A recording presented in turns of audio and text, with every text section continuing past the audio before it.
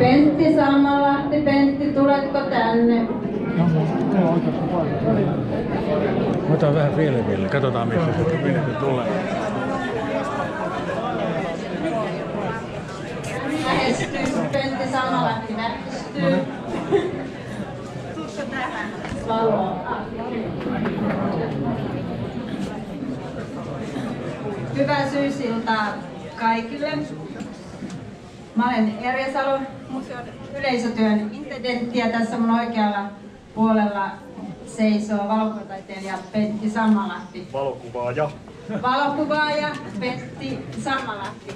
Katsotaan mitä kaikkia attribuutteja me saadaan tänään.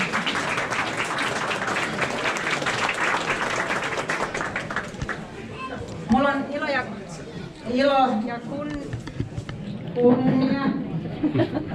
kunnia. Kuuluu. Joo. Mulla on ilo ja kunnia avata tämä näyttely meidän museon johtajan Anna-Kaisa Rastenbergerin puolesta. Hän on tällä hetkellä matkoilla. Mä metsästin sua ainakin 5 minuuttia täältä näyttelystä. Sä oot ihan kuin joku Hollywood superstar täällä. Jonottaminen ja onnittelu ja halaaminen jäi kesken. Eli taitaa pitää paikkansa se, mitä Suomen Kuvalehden netissä tänään julkaistussa artikkelissa luki, että olet sukupolvesi tunnetuin suomalainen valokuvaaja. Me ollaan museo... Haluatko mikin välillä itselleni? Niin, mutta ei mun mielestä noin voi sanoa. Se on nyt sanottu ja huomenna se on printtimediassa. Ja tänään käveli Hesarin toimittaja, eli suhun tullaan liittämään paljon attribuutteja, mutta me ollaan museolla erityisen iloisia siitä, että me saadaan avata sellaisen valokuvan käsityöläisen näyttelyn kuin sä olet.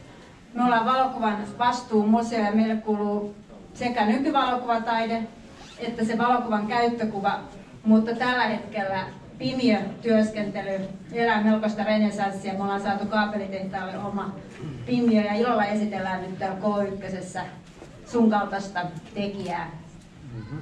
Tää on näyttely, eks vaan, kahdenvälisestä kumppanuudesta. Meitäkin on tässä nyt 2. Ja se kumppanuus voi olla vaikka sitä, että pieni lapsi nojaa koiran lämmintä kylkeä vasten. Se voi olla kumppanuutta suhteessa tilaan, maisemaan, usvaan, utuun, mihin kaikkeen. Sano vielä. No miksei voi sanoa noinkin.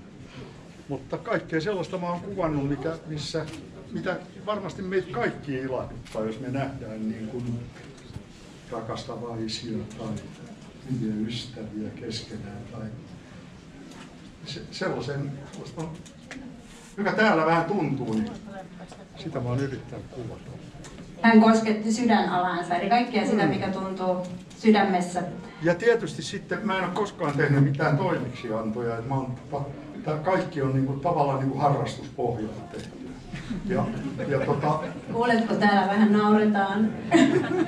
Mutta näin se on.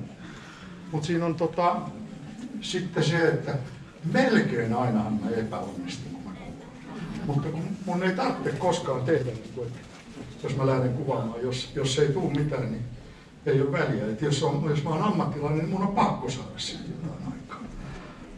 Mun ei tarvitse saada, mutta ei tarvitse myöskään näyttää mitään sellaista, että mä voin aika huoletta valita ne kuvat, joista mä itse pidän. Täällä on sun hienoja sitaatteja seinällä semmoisia, että maailma muuttuu, valokuva jää, tai että valokuva ei oteta, se saadaan. Näin se on.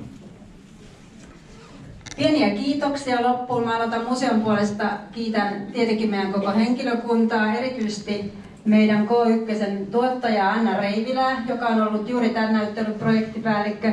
Ja sitten kaikkia tiimejä, että tämä näyttelyprosessi on semmoinen yli 600 palikan projekti. Ja siinä on aina meidän koko museo mukana. Kaikki tiimit, näyttelytiimi, yleisötyön tiimi, kokoelmatiimi, valokuvaus ja dokumentointi, viestintä, asiakaspalvelu. Joo.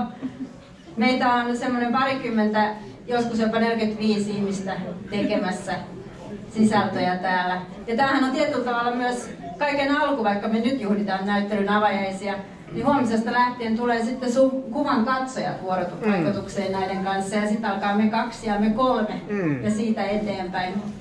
Joo. Mä annan sulle vähäksi aikaa mikrofonin, koska olen varma, että säkin haluat kiittää joitain ihmisiä. Kyllä mä tietysti